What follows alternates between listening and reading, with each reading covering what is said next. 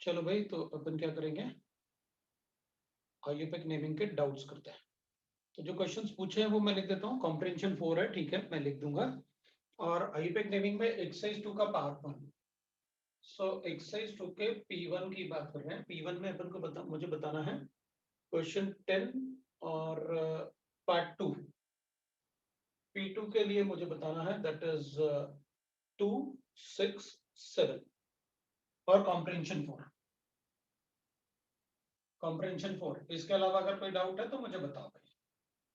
इसके अलावा किसी को कोई डाउट है तो आप बता सकते हैं एक्सरसाइज 2 में। एक्सरसाइज 2 में आपको अगर कोई डाउट है इसके अलावा तो आप बता सकते हैं, अदरवाइज एक्सरसाइज 2 को मैं डिस्कस करता हूँ। ये कॉम्प्रिहेंशन 4 कहाँ से आ गया?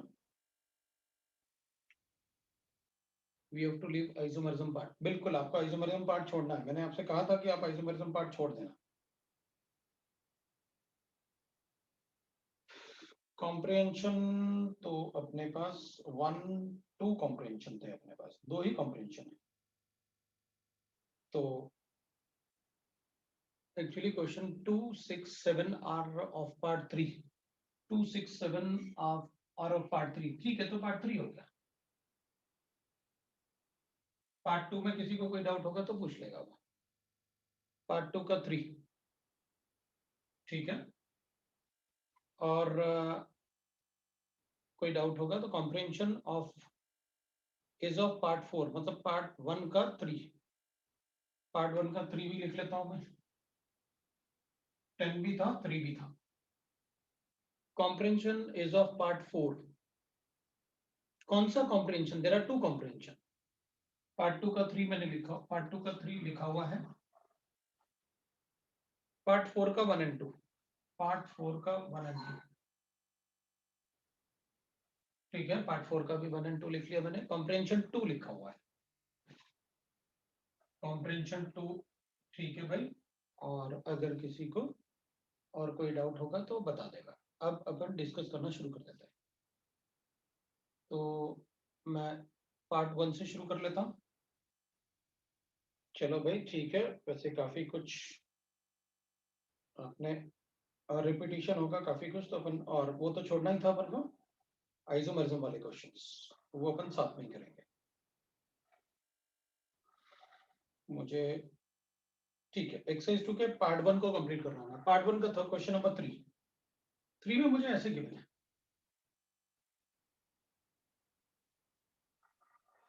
3 इज दिस। तो देख भाई, यहां पर अपन क्या करेंगे ना, 3 में ये कंपाउंड गिवन है। मेन चीज तो यही होगा क्योंकि इसमें 4 सब्स्टिट्यूएंट है और रिंग है, तो अपन बता सकते हैं। अब इसमें ये इथाइल से शुरू करते हैं। 1, 2, 3, 4, 5 और 5 और ये 6। तो ये 1 + 2 + 4 + 5 हो गया। तो अपने पास ये है ना। तो एक तो ये हो जाएगा अपने पास। तो कितना हो जाएगा? 5 + 5 to 12 हो गया। एक तो अपन ऐसे कर सकते हैं, दूसरा अपन ऐसे भी कर सकते हैं। 1, 2, 3, 4, 5 एंड 6। तो दूसरे वाला जो अपन ने इधर लिखा ना, उसमें अपन लिखेंगे 1 + 2 + 4 + 6, नहीं 4 प्लस ये 1 + 2 + 4 + 5। इधर भी 5 आ रहा है, ये भी 12 आ रहा है, ठीक है। तो अल्फाबेटिकल ऑर्डर कर देता है भाई। इथाइल वाला तो सेम है, ये मिथाइल था और ये प्रोपाइल था, तो मिथाइल पहले आएगा और प्रोपाइल बाद में आएगा। भाई यहां से नंबरिंग करूंगा तो इथाइल के बाद प्रोपाइल आ रहा है, और यहां से नंबरिंग कर रहा हूं तो इथाइल के बाद मिथाइल आ रहा है। तो अल्फाबेटिकल ऑर्डर कर लेते हैं। देख भाई, है ना। तो 1, 4 डाइथाइल लिख लेते हैं और 2 मिथाइल लिख देते हैं।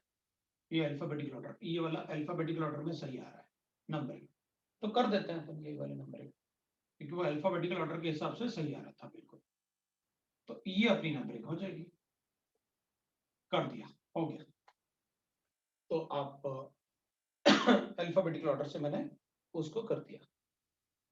दूसरा था आपका 10th वाला क्वेश्चन। तो इसमें 10th वाला क्वेश्चन अपन को करना है।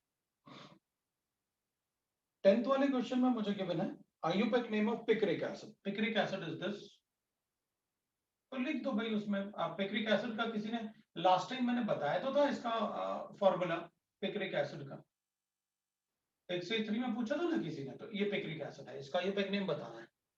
तो ये यहां से शुरू करूंगा क्योंकि वो तो OH है,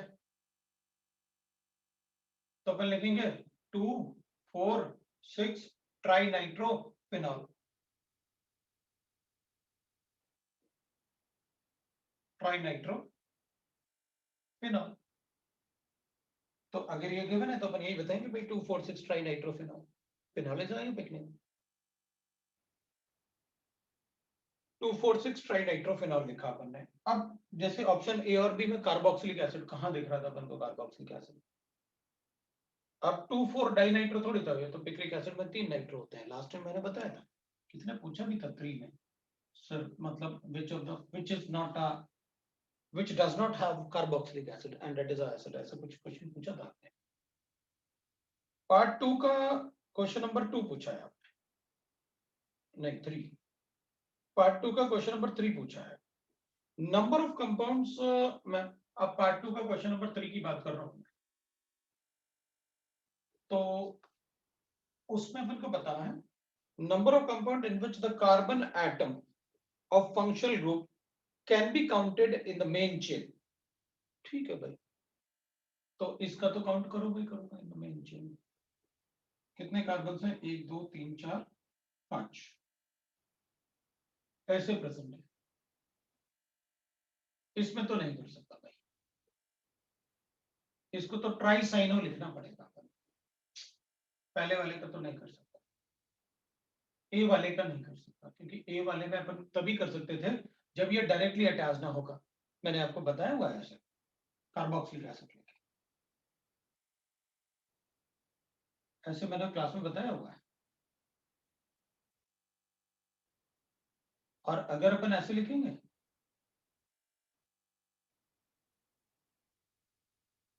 तो अपन ऐसे नहीं लिख सकते ना, क्योंकि इनका कार्बन तो इंक्लूड होगा मेन चेन में, वर्ड रूट में पेंटेन, ये पेंटेन डाइओइक एसिड है, पेंटेन डाइओइक एसिड, और इसमें ये तो कार्बोक्सिलिक एसिड है 1 2 3 4, तो इसको क्या लिखें, कार्बोक्सी लिखेगा नहीं, कार्बोक्सिलिक एसिड, और ओइक एसिड लिखें नहीं, क्योंकि ओइक एसिड में तो तब होता है जब ये कार्बन इंक्लूड होता है, और इसको मैं कार्बोक्सी लिख नहीं सकता। कार्बोक्सी क्यों नहीं लिख सकता, क्योंकि सबका सीनियरिटी एक जैसा है, तो फिर मैं क्या करूंगा, मैं कहूंगा सबको कार्बोक्सिलिक एसिड लिख दो, 1 2 3 ट्राई कार्बोक्सिलिक एसिड प्रोपेन। सो प्रोपेन 1 2 3 ट्राई कार्बोक्सिलिक एसिड, बिल्कुल वैसे ही जैसे साइनाइड में मैंने आपसे किया, ये 1 2 प्रोपेन 1 2 3 ट्राई कार्बोनाइट्राइड। ओ बी वाला तो यही बना हुआ है, बी वाला तो यही है जो अपन ने लिखा है, ये भी नहीं हो सकता। सी वाला भी नहीं हो सकता, क्योंकि सी वाले में आपने ऐसे लिखा,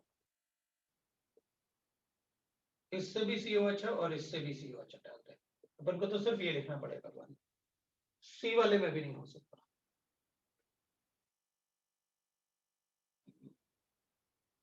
डी वाले में, अब डी वाले में भी नहीं हो सकता, क्योंकि डी वाले में आपने ऐसे बना रखा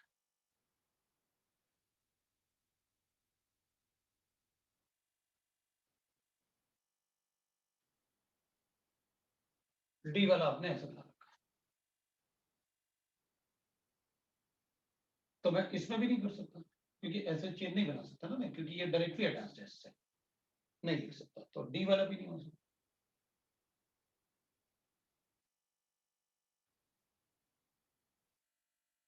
बेंजीन वाला भी नहीं हो सकता, क्योंकि ये तो बेंजोइक एसिड है, ये भी डायरेक्टली अटैच्ड है, बेंजीन कार्बोक्सिलिक एसिड, पूरा कार्बोक्सिलिक एसिड लिखना होता है। इसमें इसमें हो जाएगा, क्योंकि ये बेंजीन से डायरेक्टली अटैच नहीं है, इसलिए मुझे लिखना पड़ेगा 2 फिनाइल इथेनॉइक एसिड।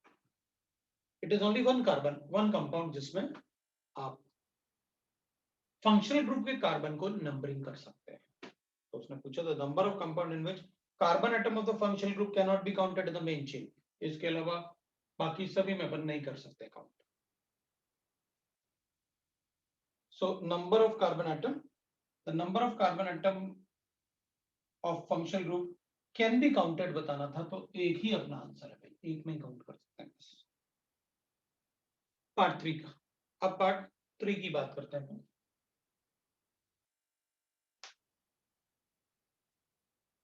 पार्ट 3 में अपन को गिवन है क्वेश्चन नंबर 2 बताना है मुझे। पार्ट 3 में ज्यादा क्वेश्चन पूछे आपने। क्वेश्चन नंबर 2 में गिवन है the pair of compound which have same general formula. ठीक है भाई, इसकी बात कर लेते हैं।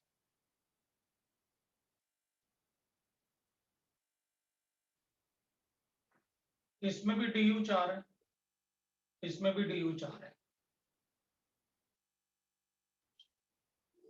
इसमें भी कार्बन 6 है और इसमें भी कार्बन 6 है और हाइड्रोजन 6 है। ये तो बेंजीन अपन को पता है, पर ऐसे हाइड्रोजन लिख के ही बता सकते। और इसमें ये ऐसे हो, कार्बन की वैलेंसी कंप्लीट करो ना, तो सेम जनरल फॉर्मूला हो जाएगा CnHn, दोनों का जनरल फॉर्मूला सेम।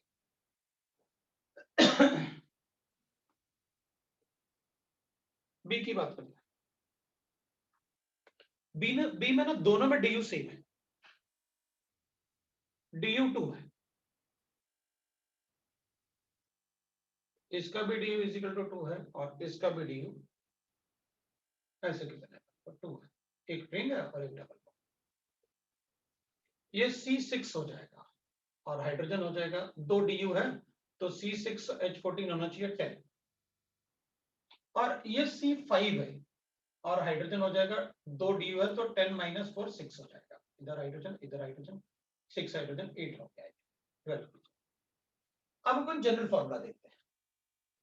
इसका बनाऊंगा तो लिखूंगा CnHn, तो 6 हो गया प्लस 4 हो गया, ये CnHn 5 हो गया प्लस 4 हो गया। नहीं भाई, इसमें तो 2 DU थे, कैसे बनेंगे, तो 5 ही कार्बन एटम।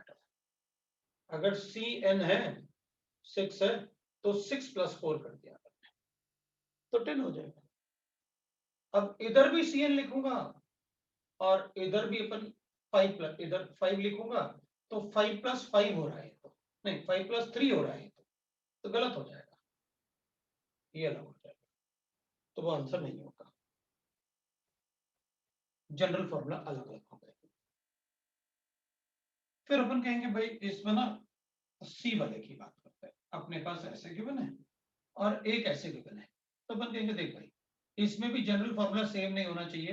वैसे इन दोनों में क्योंकि DU ही अलग अलग है, इसका DU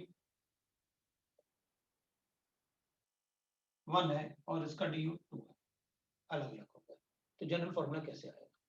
इसमें DU सेम था लेकिन कार्बन का नंबर अलग अलग है, इसलिए कैसे हो सकता है। और इसमें हाँ अपन एक बात और लिख सकते थे, क्योंकि इवन नंबर है ना, अपन इसको 2n और h को क्या लिख सकते हैं, इसको n लिख लेता हूं और इसको 2n - 2 भी लिखते हैं। तो इसको 2n मतलब अगर ये n होगा 6 होगा तो ये 6 2 12 - 2 कर सकते हैं अपन। तो इसको भी कर लेते हैं CnH2n - 2। तो अपन क्या करेंगे ना, इसको ऐसे लिख लेंगे, Cn मतलब C5 हो गया तो 10 - 2 लिखेंगे तो 8 हो जाएगा। तब तो आ रहा है, क्योंकि इवन नंबर था तो अपन ऐसे भी लिख सकते थे, जरूरी नहीं था कि ऐसे ही लिखते, अपन ऐसे लिख सकते थे बिल्कुल। तो इस वाले में आ जाएगा, इस वाले में नहीं, बिल्कुल आएगा। हाँ इसमें आ जाएगा ना, क्योंकि अपन इवन नंबर था अपन ऐसे भी लिख सकते थे Cn - 2, दोनों में DU सेम था ना। अगर DU सेम है तो अपन बता देंगे, लेकिन अगर कार्बन सेम है लेकिन DU डिफरेंट है तो जनरल फॉर्मूला नहीं बन सकता। क्यों, क्योंकि अपन कहेंगे इसमें तो 3 ट्रिपल बॉन्ड जैसे हो जाएगा और इसमें अनसैचुरेशन दिख ही नहीं। अगर DU डिफरेंट है तो मुश्किल है, अगर कार्बन सेम है, अगर DU सेम है तो कार्बन डिफरेंट है तब भी चलेगा, जनरल फॉर्मूला से। वही तो होमोलॉगस होता है, तो अपन बता सकते। लास्ट वाले में अगेन द सेम थिंग, उसमें क्या आप अलग अलग लिखा हुआ है लेकिन फॉर्मूला सेम होगा। बेंजीन है H6 और दूसरे वाले में C4H2 है, तो यहां पर अपन लिख लेंगे C6H6 है तो अपन कहेंगे CnHn, और इसमें C2H, इसमें भी लिखते हैं अपन डिग्री ऑफ अनसैचुरेशन कितना आना चाहिए अपने पास, यहां पर 4 आ रहा है और यहां पर भी 4 आ रहा है, तो इसमें DU अगर 4 आ रहा है तो अपन इसको ऐसे लिख सकते हैं Cn, तो इसको ना अगर अपन 3 ले लें तो 2n ऐसे लिख सकते हैं अपन ना, इसको 3 लेके 2n माइनस कितना कर सकते हैं अपन, अगर इसको 6 लेंगे तो 12 होगा, 12 माइनस कितना लिख सकते हैं अपन 6 ना, और इसको अपन क्या लिख सकते हैं Cn 2n will be 8 minus 2, 8 minus 6, ये बन जाएगा। मतलब अगर du सेम है, du इसका भी 4 था, du इसका भी 4 था, दोनों इवन नंबर्स थे, जनरल फॉर्मूला अपन बना तो बन जाएगा अपने पास जनरल फॉर्मूला। तो देखो भाई क्या करना था अपने को, तो जनरल फॉर्मूला एक जैसा बन जाएगा। अगर du सेम है तो जनरल फॉर्मूला एक जैसा बना सकता हूँ, लेकिन अगर du डिफरेंट है तो जनरल फॉर्मूला एक जैसा नहीं बन सकता। du सेम है तो जनरल फॉर्मूला एक जैसा बना। ये तो अपना क्वेश्चन नंबर 2 था। अब अपन 6 की बात कर लेते हैं, क्वेश्चन नंबर 2 के बाद 6 की बात करते हैं। 6 वाले में आयुपेक नेम इज करेक्ट, ठीक है भाई, 6 वाले में अपन को करेक्ट आयुपेक नेम बताना है। तो अपने पास एक साइक्लिक रिंग है और इसमें यहाँ पर CH3 है और यहाँ पर अपने पास C डबल बॉन्ड NH2 है।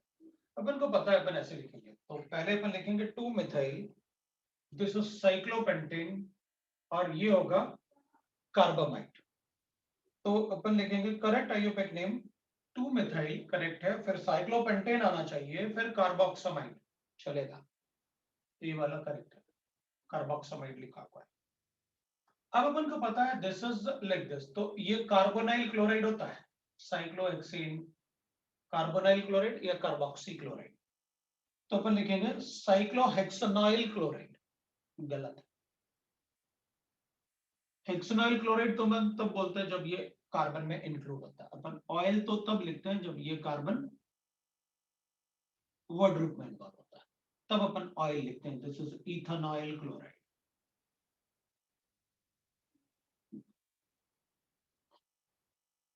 This is carbonyl chloride.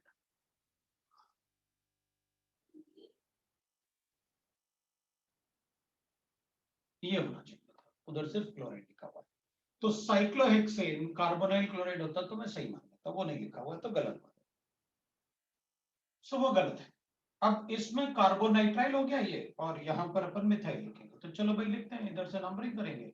2 methyl cyclobutane carbonitrile लिखा हुआ है क्या, 2 methyl cyclobutane carbonitrile, that is correct, ये वाला आपका करेक्ट है, ये गलत था। फिर अपने पास ऐसे गिवन है, एक गिवन है अपने पास ऐसे, Br गिवन है, C double bond OET given है, इसको नंबरिंग तो अपन ऐसे करेंगे। अब अपन को एक बात पता है कि जब भी एस्टर में, ये इथाइल ग्रुप है, ET का मतलब होता है CH3 है, यहाँ पर CH3 है मतलब मिथाइल था, तो एस्टर में इररिस्पेक्टिव ऑफ दी कि इधर क्या प्रेजेंट है, पहले वो नेम करोगे जो ऑपोजिट साइड आता है, तो अपन पहले मिथाइल लिखेंगे, अब उसके बाद इसका नाम लिखेंगे, तो अपन लिखेंगे मिथाइल लिख लिया, क्योंकि irrespective what is present in the compound, ester अगर मेन फंक्शनल ग्रुप है तो पहले उस पार्ट को लिखो जो ऑपोजिट साइड आता है, और उसके बाद इसको तो अपन लिखेंगे 2 bromo, so 2 bromo cyclohexane, 2 bromo cyclohexane, ये कार्बोक्सिलेट 8 ना, so 2 bromo cyclohexane carboxylate, that is the, ऐसे लिखा हुआ है क्या, बिल्कुल methyl 2 bromo cyclohexane carboxylate, that is correct. So answer is A, C and D तीनों ही करेक्ट है अपने पास, ये वाला। अब आपने पूछा मुझसे 7th वाला, सो अब अपन को गिवन है जैसे कंपाउंड गिवन है और अपन से पूछा इनमें से इनकरेक्ट आइयूपीएक नेम कौन सा है। ठीक है भाई, तो देख लेते हैं। एक कंपाउंड आपने मुझे दिया हुआ है ऐसे, इसमें सी डबल बॉन्ड हो ओ CH3 गिवन है और यहाँ पर NO गिवन है। तो पहली बात ये, पहले तो मिथाइल लिखूंगा फिर 3 नाइट्रो लिखूंगा। सो मिथाइल 3 नाइट्रो, अभी अभी बताया मैंने कि पहले क्या लिखते हैं। तो मिथाइल 3 नाइट्रो और बेंजीन कार्बोक्सिलेट, दैट्स करेक्ट, ये करेक्ट। दूसरा कंपाउंड मेरे पास लिखा हुआ है ऐसे, दूसरा कंपाउंड मेरे पास लिखा हुआ है ऐसे, और मैं लिखूंगा इसको that is C double bond OET। ET मतलब C2H करके इथाइल। तो ये 1 होगा, ये 2 होगा, ये 3 होगा। अब 3 पे फिनाइल है, लेकिन मुझे उससे पहले इस पार्ट को लिखना होगा इथाइल। तो मैं कहूंगा इथाइल 3 फिनाइल और फिर बेंजीन कार्बोक्सिलेट, जैसे अभी अपन ने इसका लिखा benzene carboxylate. So ethyl 3 phenyl benzene 1 carboxylate, that is correct, कोई प्रॉब्लम। 1 पे कार्बोक्सिलेट लिखा आपने, कोई प्रॉब्लम नहीं मुझे। अब अपन को गिवन है ऐसे, दूसरा कंपाउंड जो मुझे गिवन है उसमें बेंजीन गिवन है, मेटा पे नाइट्रो गिवन है, और इधर मुझे गिवन है दैट इज C, इधर CH3 है, इधर भी CH3 है और इधर C double bond O C2H5 है। सबसे पहले तो इथाइल लिखो और मैं इसको ऐसे लिखूंगा, और 2 पे नाइट्रोफिनाइल है और ये मिथाइल है, तो पहले मिथाइल लिखने वाला हूं। तो मैं लिखने वाला हूं इथाइल 2, इधर मिथाइल है और ये नाइट्रोफिनाइल है, तो मैं लिखने वाला हूं 2 मिथाइल, ये वाला।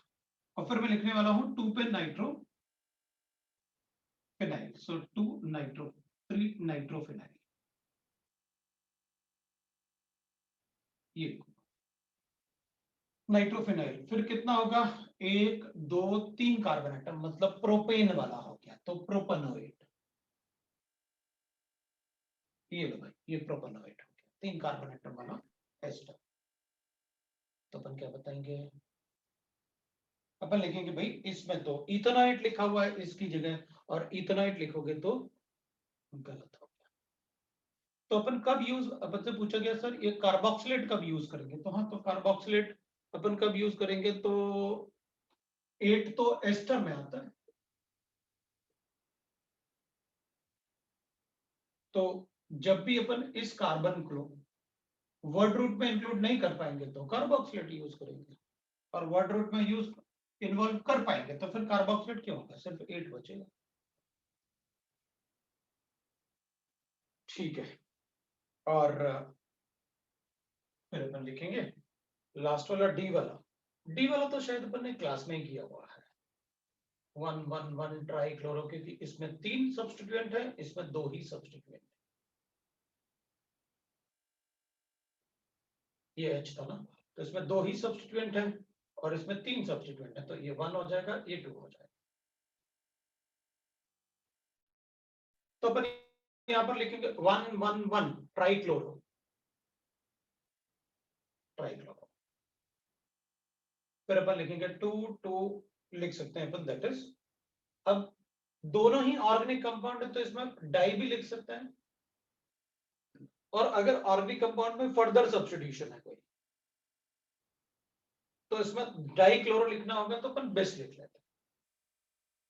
बिस का मतलब 2 बार, तो अपन ने बिस लिखा, 4 पे क्लोरो है तो 4 क्लोरोफिनाइल, 4 क्लोरोफिनाइल, और बाद में क्या लिखा हुआ है अपने पास, 2 कार्बन एटम वाला वर्ड रूट इथेन। लो भाई, हो गया, दैट इज करेक्ट। तो आपने 7 पूछा था, अब पार्ट 4 पे चलते हैं। पार्ट 4 में आपने पूछा था दैट इज पार्ट 3 के 6 के डी में डाउट, एक डाउट है, एक मिनट रुक जाओ, अपन 6 में भी देख लेते हैं, डी में डाउट है। 6 के डी में अभी बताया तो था, 6 का डी वाला डाउट अभी बताया था, उसमें मीथेनॉइड नहीं लिख सकते, बिल्कुल नहीं। कैसे लिखो? ये तो डायरेक्टली फंक्शनल ग्रुप अटैच्ड है ना मेरा, इसको नंबरिंग थोड़ी कर सकते हैं अपन। इस कार्बन को नंबरिंग तब तक नहीं कर सकते जब तक ये डायरेक्टली रिंग से अटैच्ड है। अगर ये इनडायरेक्टली रिंग से अटैच्ड है, ऐसे बीच में एक CH2 है, तो ही अपन इसको ऐसे नंबरिंग कर सकते हैं, नहीं तो नहीं कर सकते। तो ये कभी अपन ऐसे नहीं लिख सकते, methyl cyclohexyl methanal, meth word root कभी आ ही नहीं सकता उसमें, ठीक है ना, तो नहीं कर सकते थे उसको। ये अपन ने पहले भी पढ़ा था जब डायरेक्टली प्रेजेंट है, वरना अपन तो बहुत कुछ चेंज कर देते, फिर तो अपन ऐसे लिखते हैं।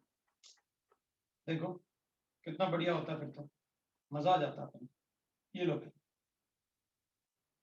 1 फेनाइल मीथेनोइक एसिड,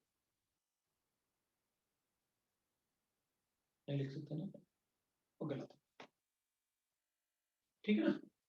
अपन इसको बेंजोइक एसिड ही लिखेंगे, या फिर अपन बेंजीन कार्बोक्सिलिक एसिड लिखेंगे। ठीक है ठीक है, तो पार्ट 4 का क्वेश्चन नंबर 1 और 2 का है किसी ने पूछा है, ठीक है। देयर आर 3 आइसोमेरिक कंपाउंड्स, भाई आइसोमर है, रुक जाते हैं। कॉम्प्रिहेंशन 1, कॉम्प्रिहेंशन 2 मेरे पास गिवन है। कॉम्प्रिहेंशन 2 में क्वेश्चन नंबर 4 पूछा है किसी ने आपसे, फोर्थ वाला शायद इसी कॉम्प्रिहेंशन से आएगा, एक बार देख लेता हूँ, आ जाएगा, चल देखते हैं ना। कॉम्प्रिहेंशन 2 से पार्ट 3 का 4, अच्छा ये बार बार लिख रहा है, चलो बता देंगे, फिर पार्ट 3 का 4 भी बता देंगे। देख मेरे पास ऐसे कंपाउंड है,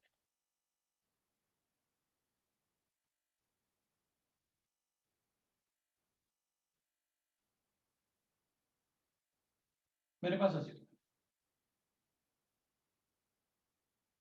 मेरे पास ऐसे गिवन है,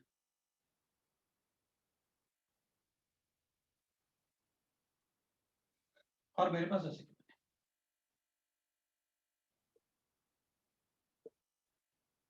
ये ईथर है, ये फिनॉल है,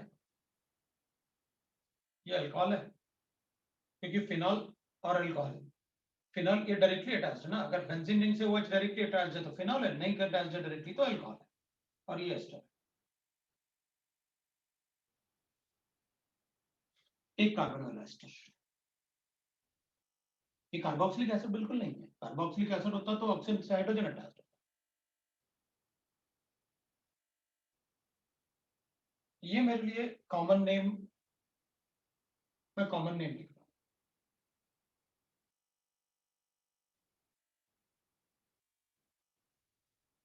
ठीक है ना। ये पहले आयुपेक नेम लिखते हैं, इसमें भी पहले आयुपेक नेम दिया, तो अपन आयुपेक लिखते हैं पहले तो, क्योंकि अपन को आयुपेक आता है ना। अब सबसे पहले यहीं से शुरू कर लेते हैं, डी वाले से, मतलब लिख देंगे अपन, क्या फर्क पड़ेगा। ये 1 है, ये 2 है, ये 3 है, और ये वाला 4 है। ये मेथॉक्सी बेंजीन है, एल्कोक्सी मेथॉक्सी, एक कार्बन एटम वाला ना, मेथॉक्सी बेंजीन। अपन ऐसे भी लिख सकते हैं 1 मेथॉक्सी बेंजीन, हाँ मेथॉक्सी 1 पे तो लिखोगे, वैसे भी लिख सकते हैं। फिनॉल, सो 2 मेथाइल फिनॉल, इसको इसको अपन लिखेंगे 1 फेनाइल मीथेनॉल, और इसको फिनाइल, पहले उसको नेम करते हैं एस्टर में जो ऑक्सीजन से अटैच्ड हो, फिनाइल मीथेनोइड, क्योंकि इधर ना अब कार्बन चेन में एक ही बचा हुआ है, तो मीथेनोइड।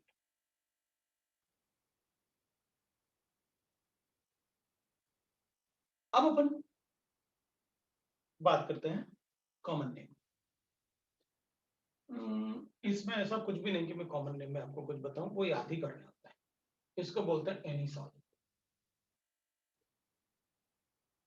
इसको बोलते हैं क्रिसॉल, मतलब फिनॉल में ये ऑर्थो पे हो तो ऑर्थो क्रिसॉल हो जाएगा, अगर मेटा पे अटैच्ड होता CH3 तो मेटा क्रिसॉल, और पैरा पे होता तो पैरा क्रिसॉल, इसको ऑर्थो क्रिसॉल। ये लिखना कंपलसरी होगा कि ऑर्थो है, अगर सिर्फ क्रिसॉल लिखोगे तो मैं ऑर्थो पैरा मेटा तीनों में से कुछ भी समझ सकता हूँ। ये तो वर्ड रूट आपने बताया था कि बेंजीन से एक कार्बन अटैच्ड है, उसके पास 2 हाइड्रोजन और बाकी कोई ग्रुप, तो अपन उसे बेंजाइल बोलते हैं, तो बेंजाइल। और इसको अगर बोलना है अपन को तो अपन लिखेंगे भाई, ये तो अगर मैं ऐसे लिखता तो दिस इज मिथाइल फॉर्मेट। एक कार्बन एटम वाला मिथाइल फॉर्म, उसको मिथाइल फॉर्मेट बोलता है। 8 इसलिए बिकॉज ये एस्टर है। अगर ये ऐसे होता ना तो मैं इसको फॉर्मिक एसिड बोलता। अच्छा, एक कार्बन एटम वाले को आप फॉर्म बोलते हो, फॉर्म। अगर एक कार्बन एटम वाला एल्डिहाइड होता तो कॉमन नेम में मैं फॉर्मल्डिहाइड बोलता। ये फॉर्मल्डिहाइड ऐसे बोलता।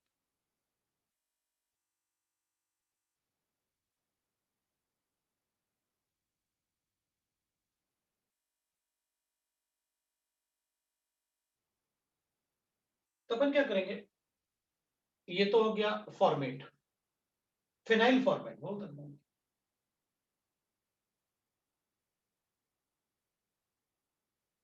ये आपका नाम कॉमन नेम। कॉमन नेम का लिस्ट अपन को शीट में गिवन है, थोड़ा सा याद करना पड़ेगा, लेकिन वो एकदम से याद करेंगे अपन तो उतना लगेगा बहुत ज्यादा है। धीरे धीरे धीरे धीरे अपन को याद होगा। अब पार्ट 3 का क्वेश्चन नंबर 4 भी देख लेते हैं।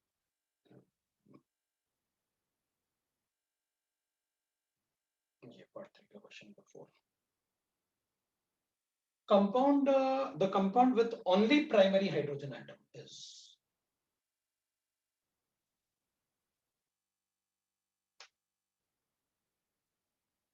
compound with only primary hydrogen। Actually ना इनमें स्ट्रक्चर बनाने आते हैं, वरना मुझे याद है किसी ने पूछा था मुझसे, ये उस पर ही पूछा था अपने ग्रुप में, बट वो स्ट्रक्चर बनाने थे इसलिए फिर मैं, अच्छा मैंने शायद स्ट्रक्चर बनाने के भेजे भी थे। साइक्लोप्रोपेन ना और हेक्सामेथाइल, देख भाई, साइक्लोप्रोपेन ये होगा और इसके पास 6 हाइड्रोजन एटम होंगे। अभी वो क्या बोल रहा है कि हेक्सामेथाइल लगा दो,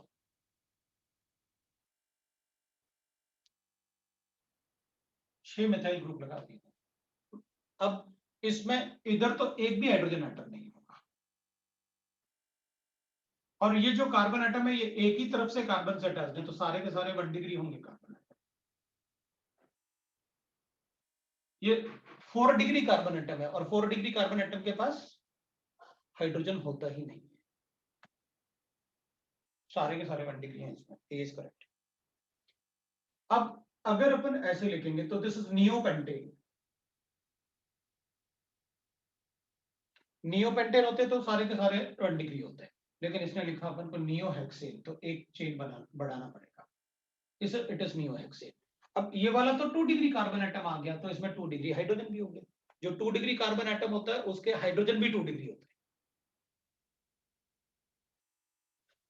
वो नहीं हो सकता, उसमें 2 डिग्री कार्बन एटम है, बी वाले गलत है, ए वाला तो हो जाएगा। अपन सी वाले की बात, टेट्रा मिथाइल ब्यूटेन। देख भाई, ब्यूटेन लिखेंगे तो ऐसे लिखेंगे और ऐसे लिखूंगा।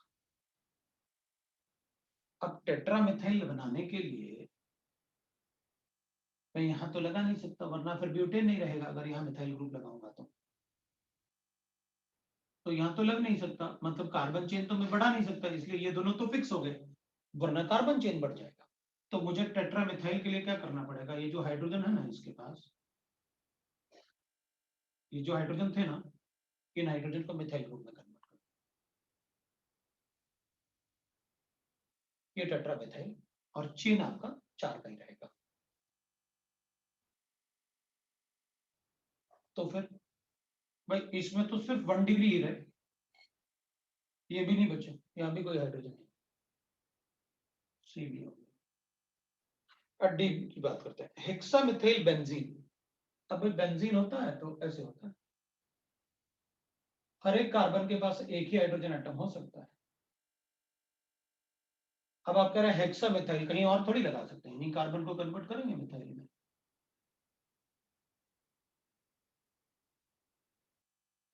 सारे के सारे 1 डिग्री है, तो डी वाला भी करेक्ट।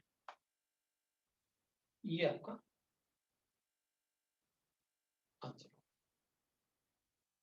मेरे ख्याल से जिसको आंसर चाहिए था उसको आंसर मिल गया। अगर इसको कोई डाउट है तो वो बता सकता है, मैं उसका डाउट क्लियर कर सकता हूँ। ठीक है, वो कह रहा है सर समझ में आ गया क्या करना है।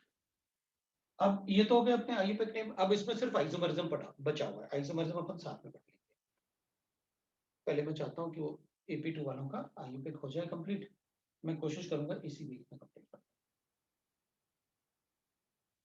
अब सेकंड लॉ पे चलते हैं, थर्मोडायनेमिक्स। लेकिन उनको थर्मोडायनेमिक्स में तो वो सोचेंगे सर हम लोग थर्मोडायनेमिक्स में क्या करेंगे। तो थर्मोडायनेमिक्स भी मैं कहूंगा देखो, अब इसमें मैं ऑप्शनल बना देता हूँ भाई। अगर आप रुक सकते हो तो आप देखो कि मतलब क्या आखिर चल क्या रहा है। बेटर तो यही रहेगा कि अपन रुक के देखें कि चल क्या रहा है। और ऑप्शनल के लिए मतलब बाकी करोगे क्या, बेटर है कि अपन क्लास में यही देखें कि अब क्या कर रहे हैं। तो सेकेंड लॉ ऑफ थर्मोडायनेमिक्स में आप बता दो मुझे, आप सेकेंड लॉ आप बोल रहे थे कि भाई सेकेंड लॉ अपन को करना है। और सेकेंड लॉ में आप स्पॉन्टेनिटी वाले पार्ट में एक्सरसाइज 1 बता दो। सेकेंड लॉ ऑफ थर्मोडायनेमिक्स ना, एक मिनट में एंट्रोपी वाला पार्ट निकाल लेता हूँ तो मैं डिस्कस कर एंट्रोपी कैलकुलेशन। तो ये सेक्शन ए में बता, पार्ट 1 एक्सरसाइज 1 का पार्ट 1 बता दो आप। एक्सरसाइज 1 के पार्ट 1 सब्जेक्टिव वाले पार्ट में इंट्रोडक्शन टू एंट्रोपी में आप मुझे बता दो। अब देखो मुझे ना डाउट मतलब पूछे हैं,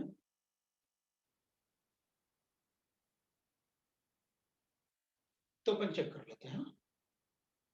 मैं एक बार लिख लेता हूँ, पहले डाउट है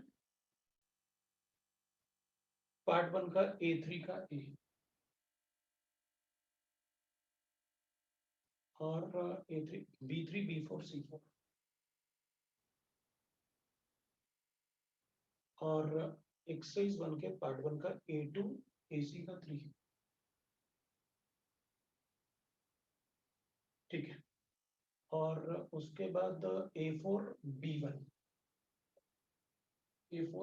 ठीक है, और B3 और C2। भाई पार्ट 1 तो बता दिया आपने। अगर I have concept doubt in second law irreversible process, second law के इररिवर्सिबल प्रोसेस में वो कह रहा है कि अपन को कंसेप्चुअल डाउट है। तो इररिवर्सिबल प्रोसेस में क्या डाउट है ये बताओ तुम। सर वो just delta S equals to Q reversible by T एक बार किया था सर, उसमें वो कंफ्यूज था। सर आपने एक बार Q reversible delta H of system में दिया था, और जब एडियाबैटिक था तो डेल्टा एस ऑफ सराउंडिंग में क्यू रिवर्सिबल बाई टी दिया था। तो नहीं वो कब?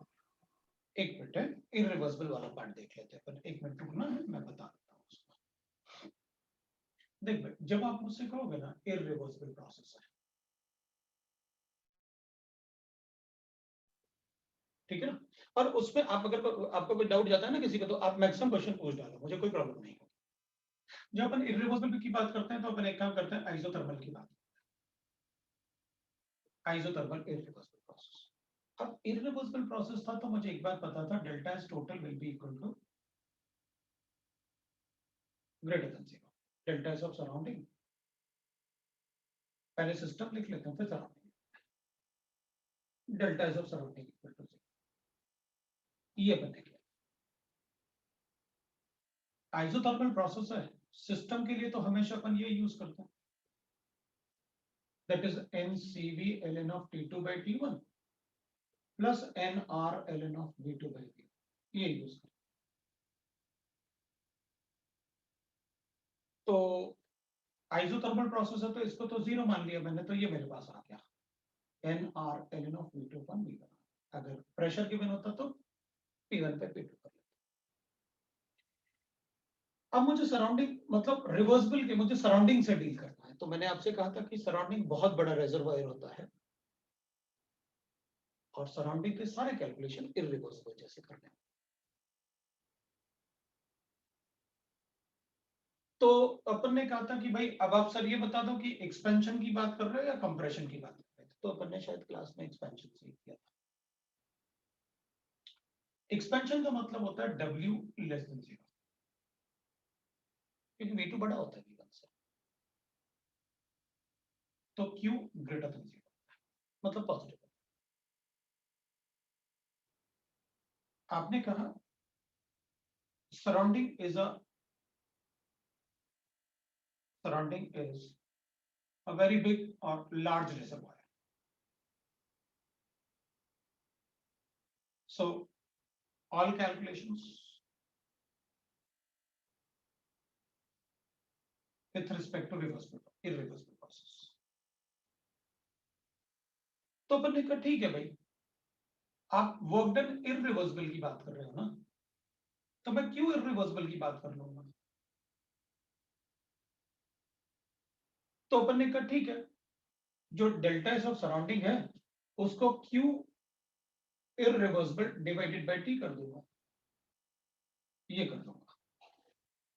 अगर सिस्टम का एक्सपेंशन हो रहा है तो ये पॉजिटिव होगा, उसका सराउंडिंग का कंप्रेशन हो जाएगा तो नेगेटिव हो जाएगा, ये लिखा था।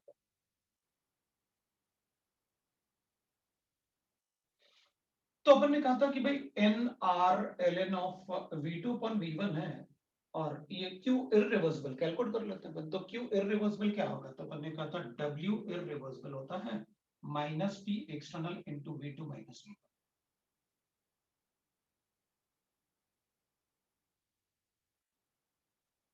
अब यहां पर अपन को एक बात पता था कि सिस्टम का एक्सपेंशन हो रहा है, क्योंकि आप एक्सपेंशन के रिस्पेक्ट में कैलकुलेट कर रहे थे, तो सराउंडिंग का कंप्रेशन हो, और इररिवर्सिबल हमें किसके रिस्पेक्ट में कैलकुलेट करना था, सराउंडिंग के रिस्पेक्ट।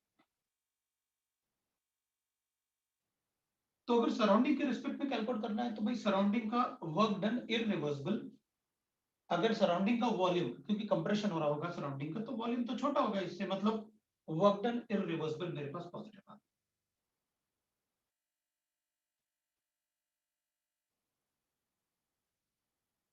ये सिस्टम के लिए था है?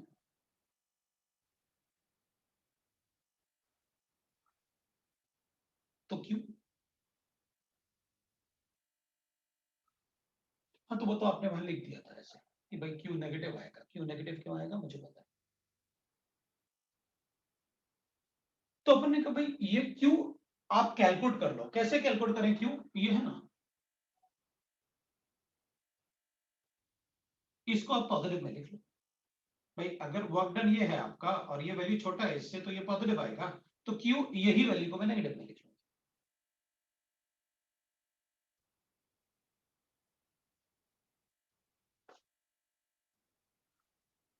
P external into V2 minus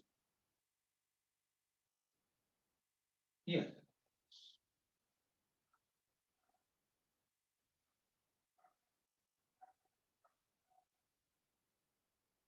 तो अपन ने क्या किया था, अपन ने कहा था कि देखो भाई work done in a reversible process,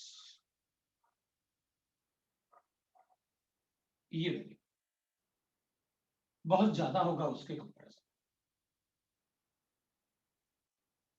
अगर उसके कंपैरिजन में ये ज्यादा होगा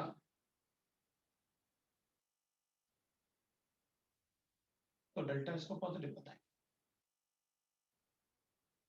यही मैंने आपको कैलकुलेट करके बताया। फिर एक न्यूमेरिकल कर लिया होगा जिसमें इररिवर्सिबल वाला का तो मैंने न्यूमेरिकल भी करवाया।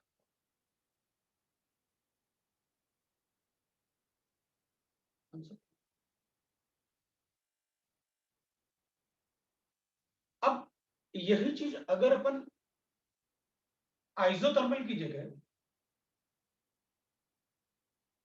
मैं इसको हटा के एडियाबैटिक कर दूं,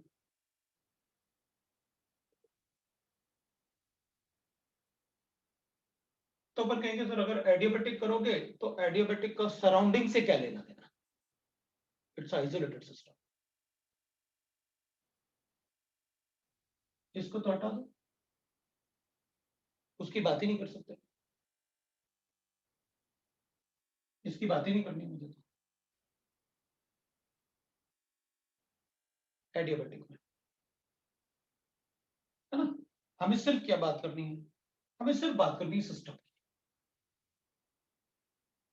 अब एडियाबैटिक में तो टेम्परेचर भी चेंज होगा और अगर कंप्रेशन एक्सपेंशन लिख रहे हो तो वॉल्यूम भी चेंज होगा, तो एडियाबैटिक मतलब आइसोलेटेड। एडियाबैटिक मतलब आइसोलेटेड, और आइसोलेटेड का मतलब हो गया हमारे लिए बस ये अपन ने कहा ये ऐसे अपन ने आइसोलेटेड सिस्टम बना लिया ऐसे वॉल कवर करके, जैसे रेफ्रिजरेटर होता है। अब रेफ्रिजरेटर के अंदर आप कुछ भी करो, सराउंडिंग से कोई लेना देना नहीं है, उसका कोई रिलेशन नहीं होगा। तो अपन ने कभी देखो यहाँ एक पी एक्सटर्नल लगा लेते हैं, गैस मतलब प्रेशर है, यहाँ पर गैस है जिसका वर्क डन कैलकुलेट करना है। ये V1 है, सपोज अपन V2 ऐसे एक्सपैंड करते हैं, गैस का एक्सपेंशन होगा तो कूलिंग होगा।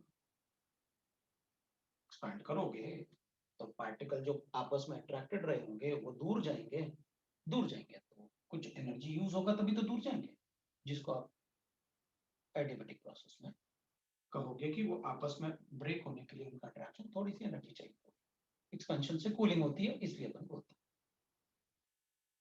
तो अपन कहेंगे ठीक है भाई V2 तो बड़ा है V1 से, मतलब कूलिंग होगा तो अपन को पता है एंट्रोपी तो चेंज होगा वहां पर, लेकिन कूलिंग होगा तो अपन कहेंगे टेम्परेचर ले तो रहे हैं अपन सिस्टम के। तो इररिवर्सिबल में अपन कहेंगे ये भी लेना होगा, ये भी लेना होगा, ये जीरो होगा, उसको हटाओ, दिस इज जीरो एडियाबैटिक में, क्योंकि सराउंडिंग का कोई रोल ही नहीं है ना, जो भी है बस सिस्टम में। तो अपन कहेंगे देख भाई डेल्टा एस ऑफ सिस्टम जो होगा, अब इसमें दोनों का कैलकुलेशन होगा, तो अपन कहेंगे NCV ln of T2 dash divided by T। Irreversible है ना, रिवर्सिबल में टेम्परेचर का चेंज ज्यादा आता है, इररिवर्सिबल क्योंकि इररिवर्सिबल मतलब सडनली आप करो प्रोसेस। तो NR ln of V2 upon V1 आ जाएगा, अपन ने वॉल्यूम चेंज किया इतना, तो टेम्परेचर T1 पहले था, इनिशियली T1 था, अब ये T2 डैश हो, ये इससे अपन कैलकुलेट कर लेंगे। हमें ये प्रूव करके दिखाना था, अपन को ये पता था कि जैसे ही इररिवर्सिबल लिखा हुआ है, डेल्टा एस टोटल तो हमेशा ग्रेटर देन जीरो रहेगा, ये जीरो नहीं रहेगा, डेल्टा एस टोटल हमेशा ग्रेटर देन जीरो रहेगा फॉर अ इररिवर्सिबल प्रोसेस, वो अपन ने लिखा था, बिल्कुल क्लियरली मेंशन लिख किया हुआ है। अपन क्या करेंगे, अपन कहेंगे देख भाई अगर मैं इतना वॉल्यूम चेंज करूंगा ना, अगर मैं इतना वॉल्यूम चेंज करूंगा ना V1 से V2 तक, तो टेम्परेचर में चेंज भी इतना आना चाहिए। मतलब अगर मैं V1 से V2 तक चेंज करता हूं तो टेम्परेचर में चेंज इतना आना चाहिए, लेकिन आ कितना रहा है T2 डैश के बराबर, और अपन को पता है एक बार कि जो T2 डैश का वैल्यू है वो बड़ा होता है T2 से, क्लियरली लिखा अपन ने। अगर इनिशियली मेरे पास T1 है और ये 500 केल्विन है, अगर आप रिवर्सिबल एक्सपेंशन करोगे तो T2 का वैल्यू अगर 200 केल्विन है, तो यही चीज इररिवर्सिबल एक्सपेंशन में T2 का वैल्यू ऐसे आ जाएगा अपने पास। तो बताओ टेम्परेचर डिफरेंस ज्यादा किस में आता है, जिसमें टेम्परेचर डिफरेंस ज्यादा आता है उसका वर्क डन ज्यादा होता है।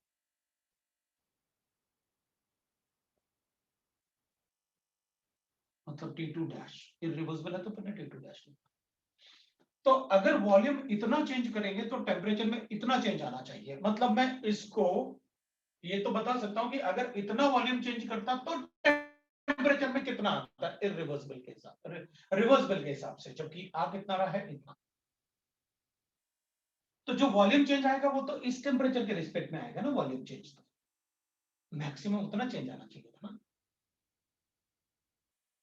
तो अपन ने कहा देखो भाई अगर प्रोसेस रिवर्सिबल होता तो इतने वॉल्यूम चेंज में टेम्परेचर चेंज T1 से T2 तक इतना होता, लेकिन इररिवर्सिबल के केस में अगर वॉल्यूम V1 है और टेम्परेचर T1 है तो रिवर्सिबल में ये हो रहा था, लेकिन जब अपन V2 ले रहे हैं तो इररिवर्सिबल के केस में T2 डैश होगा और वो बड़ा वॉल्यूम होगा। मैं T2 डैश कैलकुलेट भी कर सकते हैं, कोई बताया मैंने। तो फिर ठीक है, इसको हटाते हैं और इसको इससे रिप्लेस कर लेते हैं टेम्परेचर से। मतलब ये दोनों बराबर होंगे ना अगर रिवर्सिबल होगा तो। हाँ तभी तो अपन कहते हैं भाई अगर एडियाबैटिक रिवर्सिबल होता तब भी ये जीरो होता।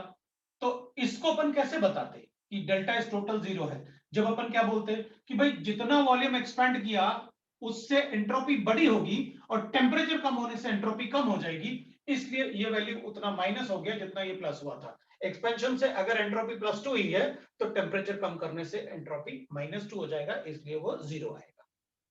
तो अपन ने अभी भी तो यही कह रहे हैं कि वॉल्यूम उतना एक्सपैंड करने से अगर +2 आता है तो टेम्परेचर -2 आना चाहिए था, एक्सपेंशन से कूलिंग होनी चाहिए थी -2, लेकिन ये वैल्यू बड़ा होने की वजह से ये जो वैल्यू आएगी ये -2 से बड़ी आएगी, तो ओवरऑल जो वैल्यू आएगी अपने पास वो पॉजिटिव आएगी, मतलब पॉजिटिव में ज्यादा होता है, क्योंकि ये वाला वैल्यू 250 या इस टाइप से होगा और डिवाइड बाय 500 होगा, जबकि ये 200 बाय 500। तो अपन ने कहा भाई since T2 dash is greater than T2, अपन इसकी जगह ये लिख रहे हैं since T2 dash is greater than T2, so delta S total will be greater than 0. That is what we have done.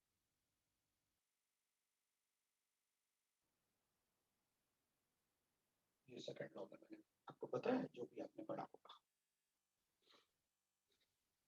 ये आपको एक्सप्लेन किया मैंने, यही बात तब भी एक्सप्लेन किया और ज्यादा लिख के एक्सप्लेन किया। That is what I have told you. इससे कैलकुलेशन करेंगे तो तुमको पॉजिटिव आएगा। अब बताओ, लो भाई अब वो कह रहा I have concept in law 2 irreversible, अब कह रहा बस क्लियर हो गया सर, ये भी उसका लिखा हुआ आ गया तो मेरा काम हो गया, सब कुछ क्लियर हो गया क्या था। तो कभी कभी कोई कंफ्यूजन होता है, पता अब मुझे आपको लिख के नहीं बताना था, अब बोल के सारी चीजें बतानी थी, तो जब लिखते भी हैं तो उसमें तुम लोग भी भूल जाते हैं, मुझे भी लगता है कि हाँ यार ज्यादा लिख के दो, बच्चों के नोट्स अच्छे होने चाहिए।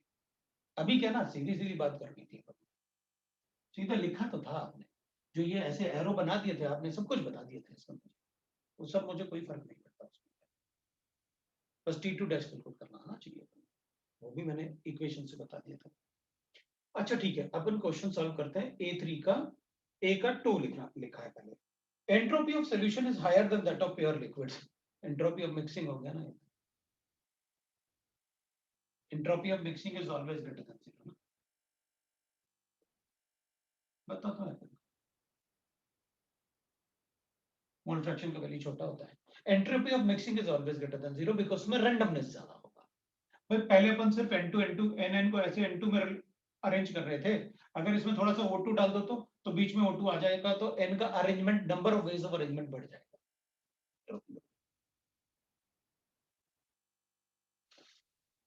तो पार्टिकल जितना ज्यादा फ्रीली मूव करेंगे उतना ज्यादा एंट्रोपी होगा। अब A3 का पूरे बता देता हूं, water boils in a tea kettle on a hot stove, ठीक है भाई।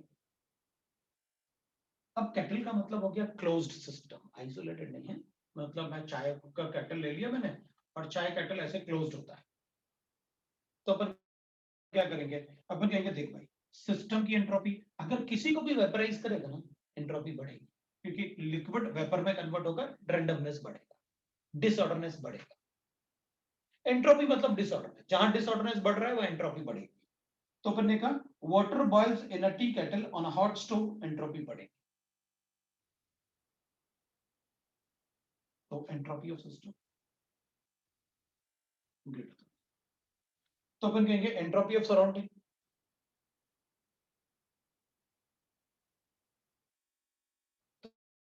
तो अपन कहेंगे भाई देख एंट्रोपी ऑफ सिस्टम अगर बढ़ रहा है ऑन अ हॉट स्टोव, तो ऑब्वियस सी बात है हॉट स्टोव में अपन कहां से दे रहे हैं एनर्जी, तो सराउंडिंग की सिस्टम को दे रहे हैं ना, तभी तो बॉयल हो रहा है, तो अपन क्या करेंगे,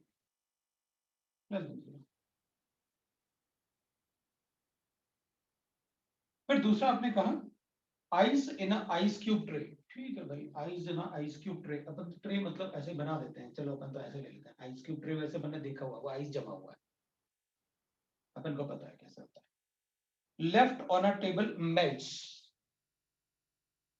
तो अब अपन कहेंगे जब वो मेल्ट करेगा ना तो सराउंडिंग से टेम्परेचर लेके अपना टेम्परेचर बढ़ाएगा और लिक्विड में कन्वर्ट होगा, तो सिस्टम की एंट्रोपी तो भाई पॉजिटिव होने वाली, और कहां से लेके मेल्ट कर रहा था अपने आप को, कहां से लेके अपने आप को वेपराइज कर रहा था, तो सराउंडिंग से लिया, आइस क्यूब को दिया, वो मेल्ट हो रहा है, सराउंडिंग की एनर्जी कम हो रही है, इसकी बढ़ रही है,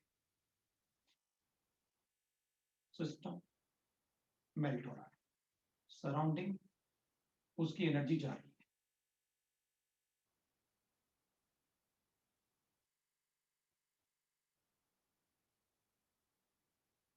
and cup of coffee is reheated in a micro oven, अच्छा, मेरा कप था, उसमें चाय रखी थी, कॉफी रखी थी, अब वो ठंडी हो गई, मैं उसे फिर से हीट करूंगा।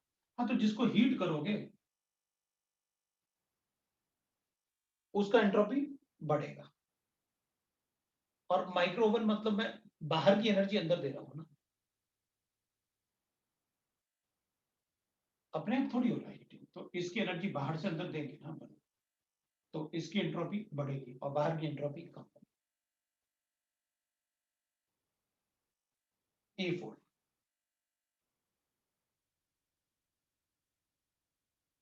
अच्छा E4 आ गया था, ठीक है।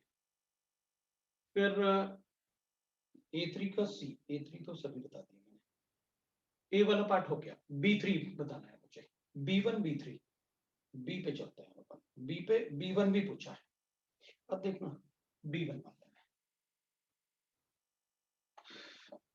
The entropy calculation, the entropy of vaporization of benzene is this much.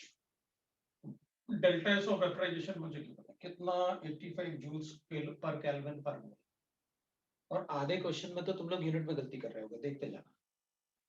When number of 117 gram of benzene, number of moles of benzene is 117 divided by 7, benzene के नंबर ऑफ मोल्स हैं, it's normal boiling point, normal boiling point मतलब T is equal to 273, pressure is equal 373, pressure is equal to 1 atmosphere, constant pressure की बात कर रहे हैं, the entropy change with the of the surrounding is, ठीक है। तो जितनी सिस्टम की एंट्रोपी चेंज होगी उतना ही सराउंडिंग का एंट्रोपी चेंज होगा, तो अपन क्या करेंगे इसमें, नंबर ऑफ मोल्स अपन को गिवन है, तो the entropy of vaporisation of benzene is given to us, तो इतना ग्राम बेंजीन अपन वेपराइज करेंगे at its normal boiling point, तो अपन को बताना है the entropy change of the surrounding is, तो delta S normal boiling point का मतलब हो गया delta H is equal to delta H minus T delta S.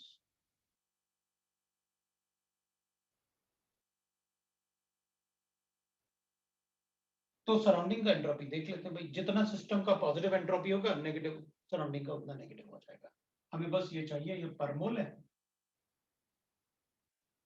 Entropy, अपन को पर मोल गिवन है, तो अपन को ये करना है कि कितने मोल्स हैं जरा कैलकुलेट कर लोगे, ये पर मोल है क्योंकि अपन को बताना है वो, मतलब मुझे इससे कुछ इक्विलिब्रियम वगैरह कैलकुलेट करेंगे उसकी जरूरत नहीं पड़ेगी अपन को, अपन कहेंगे देख भाई ये कितना आ रहा है, एक बार कैलकुलेट करके देखोगे ना,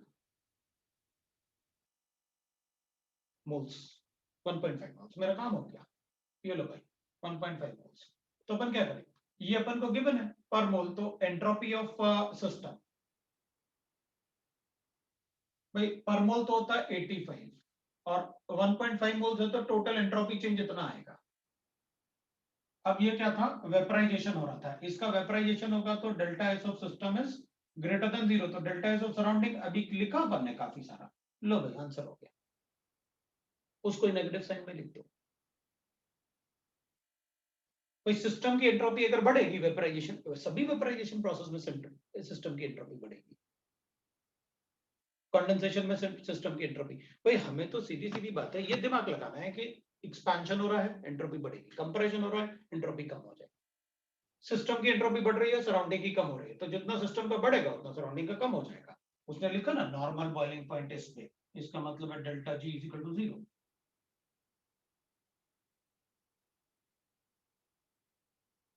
तो एंट्रोपी जितनी बढ़ रही है सिस्टम की जितनी बढ़ेगी सराउंडिंग की उतनी कम हो जाएगी, इक्विलिब्रियम पर, इक्विलिब्रियम मतलब रिवर्स पर, डेल्टा एस इज इक्वल तो delta S total is equal to 0, तो जितनी सिस्टम की बढ़ेगी उतनी सराउंडिंग की कम हो जाएगी। B1 की भी बात कर, B3 की बात कर रहे हो आप, B3 चेक कर लेते हैं, अब देख मैं इसको हटाता हूँ, देखना 1 मोल ऑफ लिक्विड आयरन, मेरे पास ना Fe लिक्विड है, 1 mole iron is boiled at its boiling point was vaporised in a oven, मैं इसको ना आयरन गैस में कन्वर्ट कर दूंगा 1 मोल, और इसका बॉइलिंग पॉइंट मुझे गिवन है T is equal to 3000 kelvin होता है इसका बॉइलिंग पॉइंट, और ये कह रहा है कि वेपराइज्ड एट इट्स बॉइलिंग पॉइंट, अपन सबको पता है अच्छे से।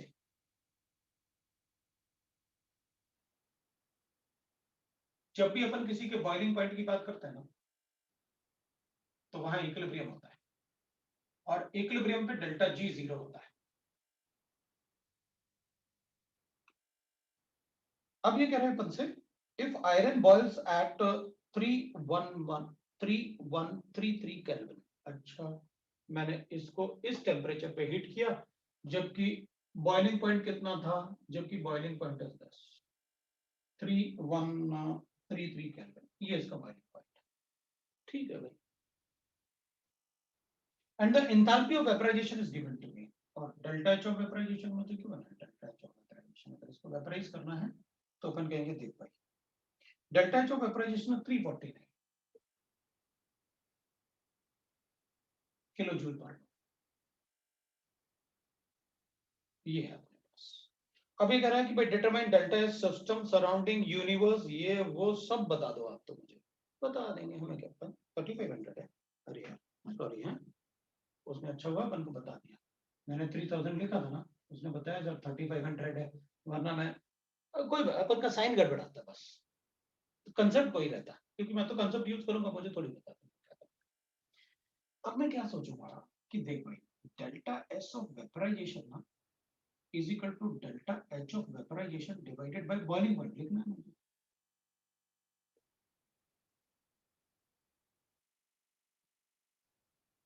ठीक, ठीक है। अब अगर मुझे आयरन को बॉयल करना है, तो अपन ने क्या लिखा उसको, vaporise in the oven at this much, ठीक है। अब एक बात देख, ये ओवन मान लेते हैं, ओवन का टेम्परेचर कितना है, और ये सिस्टम कितना है। सिस्टम तो हमेशा बॉइलिंग पॉइंट पे ही रहेगा भाई, आयरन कब बॉइल करेगा, जब उसका बॉइलिंग पॉइंट आएगा। कितना बॉइलिंग पॉइंट, इतना, डेल्टा एच कितना है, 349 डिवाइडेड बाय 3133, यही आपका delta H of system. Surrounding कितने पे था, 3500, तो डेल्टा एच ऑफ सराउंडिंग क्या हो गया भाई, डेल्टा एच ऑफ वेपराइजेशन तो यही रहेगा, टी ऑफ सराउंडिंग कर देता भाई। सिस्टम आयरन बॉयल अपने बॉइलिंग पॉइंट पे ही होगा, आप चाहे टेम्परेचर कुछ भी रखो, वो यूनिट देख लेंगे अपन, तुम चिंता मत करो, मुझे पता है यूनिट में अपन गड़बड़ करेंगे, बाकी कोई प्रॉब्लम नहीं आएगी अपन, अब बिल्कुल टेंशन मत लो, मैं कर दूंगा उसको यूनिट में। डेल्टा एच ऑफ वेपराइजेशन 349, वो किलो जूल लिखा हुआ है, अपन को कोई प्रॉब्लम नहीं है, अपन कर लेंगे। पहले एक बार कंसेप्ट समझ ले, पता है ये कंसेप्ट बस इतना है, छोटा सा कंसेप्ट, कि देख भाई, जो बॉइलिंग पॉइंट है वो सिस्टम तो टेम्परेचर फिक्स होगा उसका, चाहे आप फ्रीजिंग करो चाहे बॉइलिंग करो, सराउंडिंग का टेम्परेचर अलग अलग हो सकता है। भाई मैं वाटर को फ्रीज करूंगा -10 पे, तो सराउंडिंग -10 पे हो सकता है ना, सिस्टम थोड़ी -10 पे होगा, सिस्टम तो फ्रीज 0 पे ही होगा। गॉट इट ना, ओके। अपन ने इसको किलो जूल पर मोल ले लिया, कोई बात नहीं, मैं वेपराइजेशन को भी किलो जूल पर मोल ले लिया, टेम्परेचर से डिवाइड कर। अब अपन क्या करेंगे, अब अपन कहेंगे इसमें, दैट इज, अपन को क्या गिवन था, 349 किलो जूल गिवन था, हाँ ठीक है चलेगा, कोई प्रॉब्लम नहीं, बाद में अपन जूल्स में कन्वर्ट कर देंगे, अपन को यूनिट से मतलब नहीं, यूनिट तो वो जो आंसर में गिवन होंगे अपन उसके हिसाब से लिखेंगे। मुझे लगा कुछ इसमें और कोई यूनिट है, नहीं सिर्फ डेल्टा एच है, इसको किलो जूल पर मोल पर केल्विन कर देना, कोई प्रॉब्लम नहीं, जब आपकी मर्जी हो तो जूल्स में कन्वर्ट कर लेना, कोई प्रॉब्लम। अपन क्या करेंगे फिर, डेल्टा एच ऑफ वेपराइजेशन जो है ना, that will be equal to कितना, ये तो इतना ही रहेगा, सराउंडिंग का टेम्परेचर अलग हो जाएगा, इतना केल्विन हो जाएगा।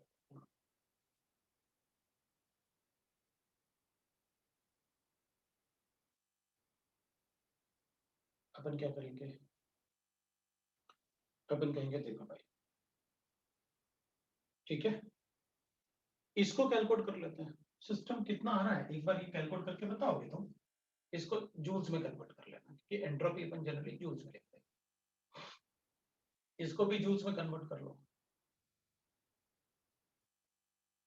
और 10 की पावर 3 डिवाइड हो जाएगा ना फटाफट, इसलिए मैंने कहा ये 3.1 ही बचेगा ना फिर। चलो बता दो कितना आ रहा है। मेरे ख्याल से सिस्टम जो आ रहा है वो 111.4 आ रहा है जूल्स पर मोल पर केल्विन, ये आ रहा है। और ये कितना आ रहा है -99.71 जूल्स पर मोल पर केल्विन। अब पता क्या है, जब ये वेपराइज होगा तो यहां से एनर्जी लेके ही तो वेपराइज होगा, तो delta S of vaporisation system वो तो पॉजिटिव होगा ना, तो सराउंडिंग नेगेटिव होगा। अभी बढ़ता है इसलिए उसने नेगेटिव साइन लगाया सराउंडिंग के। What is delta S? अब अपन कहेंगे देख भाई, इसमें सिस्टम का एंट्रोपी इतना बढ़ गया और सराउंडिंग का एब्जॉर्ब इतना हुआ, तो बाकी क्या हुआ? तो बाकी अपन कहेंगे देखो भाई, बाकी ये तो सराउंडिंग का एंट्रोपी था, तो एंट्रोपी में सिस्टम में इतना चेंज आया। तो अब एक बात और है, मैं ऐसे लिख सकता हूं,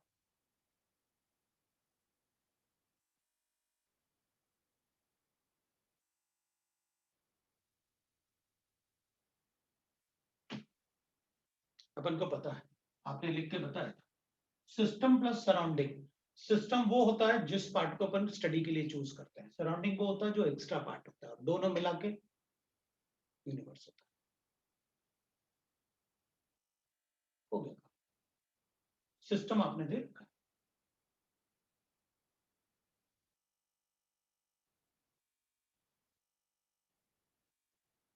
है। लो भाई यूनिवर्स, दोनों मिला के ही तो अपन यूनिवर्स कहते हैं। डेल्टा एस टोटल यूनिवर्स हो गया।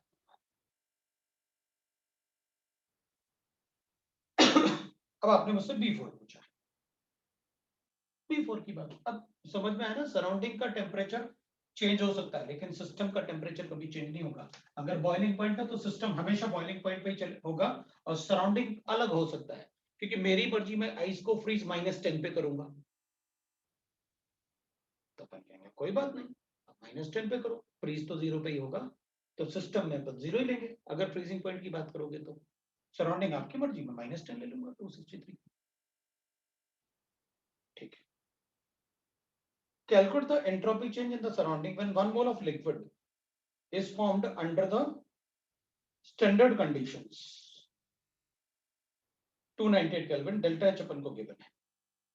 हाँ, तो डेल्टा एच जो अपन को गिवन है वो नेगेटिव दे रखा है, तो मतलब वो क्या हो रहा है भाई, अपन ये बता रहा है वो कि जैसे लिक्विड है अपने पास, तो calculate the entropy change with the surrounding when 1 mole of liquid is formed. तो जब आप लिक्विड फॉर्म करोगे, तो लिक्विड फॉर्म करने का मतलब है आपने दो वाटर मॉलिक्यूल को आपस में स्टिक किया, तो लिक्विड की एंट्रोपी कम हो गई, तो सराउंडिंग की एंट्रोपी बढ़ गई, तो पॉजिटिव से।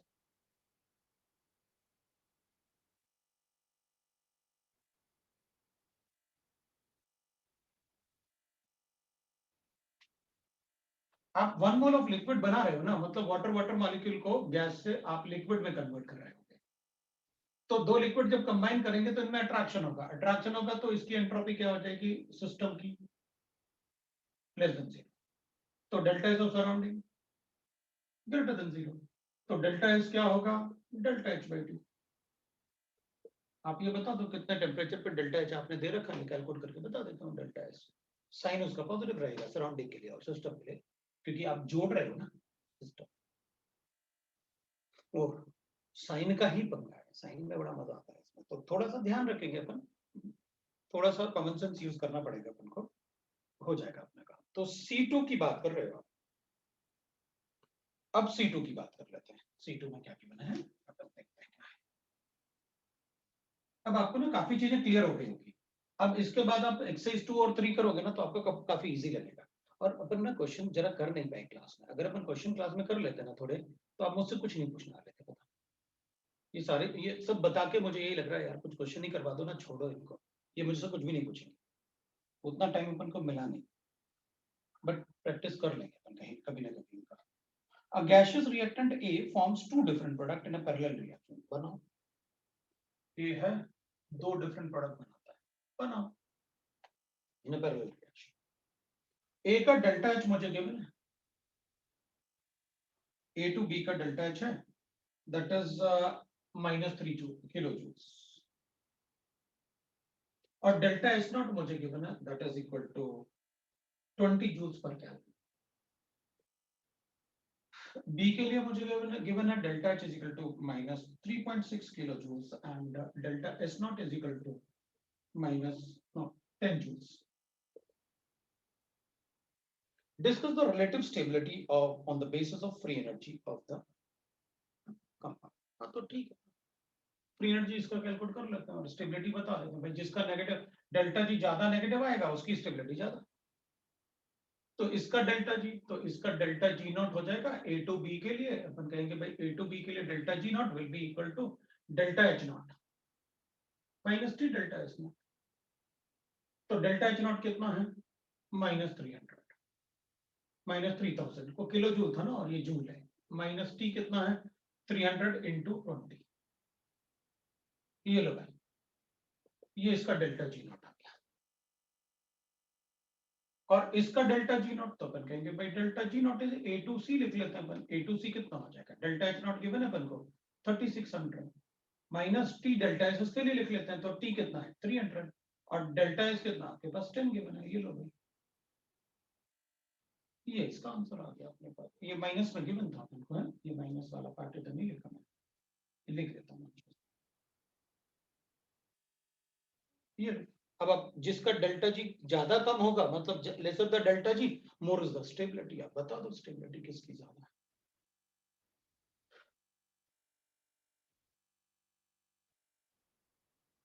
तो इन दोनों में से डेल्टा जी जिसका कम आएगा वो ज्यादा स्टेबल हो गया, मतलब उसका प्रोडक्ट ज्यादा स्टेबल होगा, उधर जाने की टेंडेंसी ज्यादा.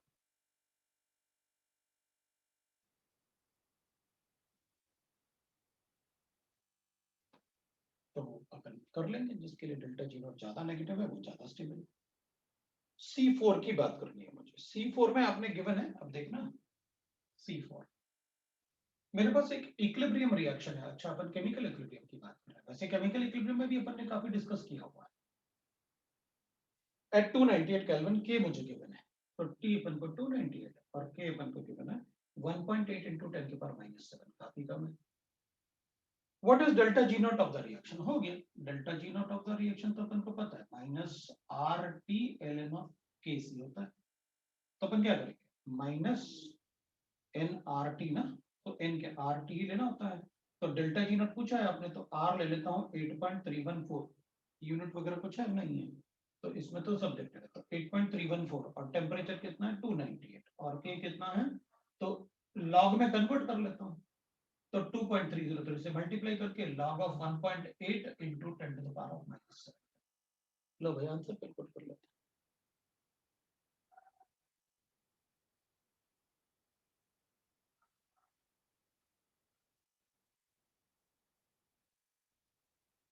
अब अपन कहेंगे इसके लिए वो अपन एक बार देख लेते हैं, इसमें कितना है अपने पास, ये 3000 है, ये 3000 है, 600, तो -660 ना 0. ये वाला कितना आ रहा है अपने पास, ये 6000 है, तो ये -639 9000 आ रहा है. देखना जरा मेरा 9000 आ रहा है, उसमें आ रहा ना 9000 जूल्स.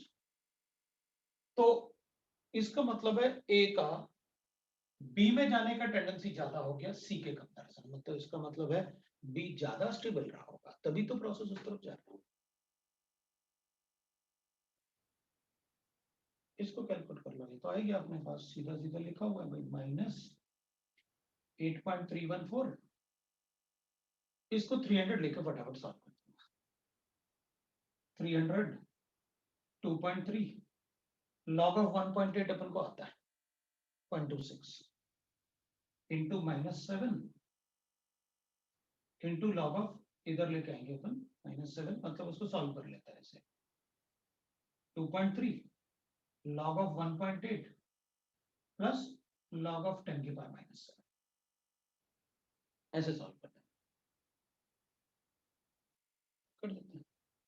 ये भी अपन को पता है, ये भी अपन को पता है। log of 1.8 is 0.26 और log of 10 की पावर -7 is -7 आ जाएगा। मल्टीप्लाई कर लेते हैं, क्वेश्चन सॉल्व कर लेते हैं। अब अपन से ना किसी ने B5 भी पूछा था कि सर B5 भी एक बार बताओ ना क्या है।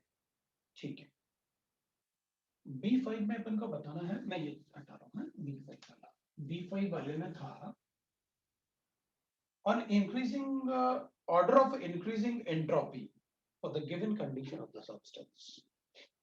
1 mole of liquid water at 298 Kelvin and this much pressure.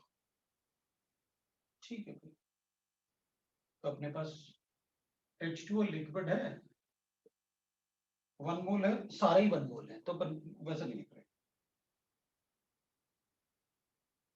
Temperature सभी में 298 3 में गिवन है, एक में 273 गिवन है।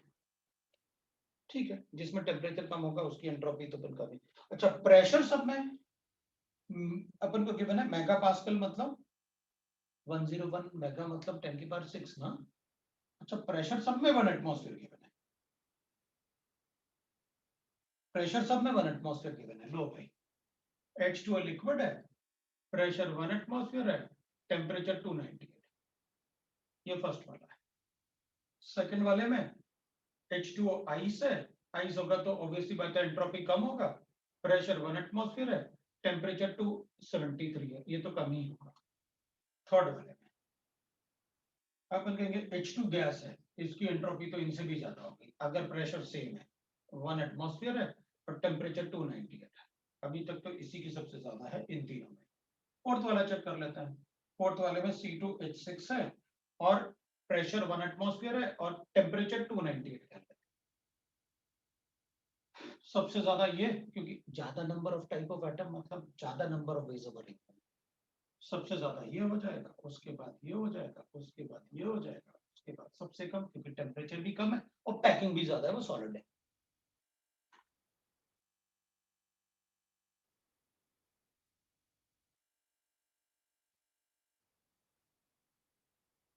Lesser the delta G more is the stability, बिल्कुल सही है। तो ये था आपका पार्ट 1। अब पार्ट 2 की बात करते हैं। अब पार्ट 2 बाद में कर लेंगे, अभी आपको काफी कुछ समझ में आ गया। एक बार अपने डाउट्स वापस चेक कर लेना, क्योंकि अब आपको फटाफट समझ में आ जाएंगे कि यार क्या गलती कर रहे थे आप। आपके डाउट्स भी हो गए और आपकी गलतियां भी आपको पता चल जाए। अब बता देना मुझे नेक्स्ट क्लास में, पक्का? ठीक है एवरीबॉडी, तो फिर आज इतना ही। Thank you. चलो भाई फिर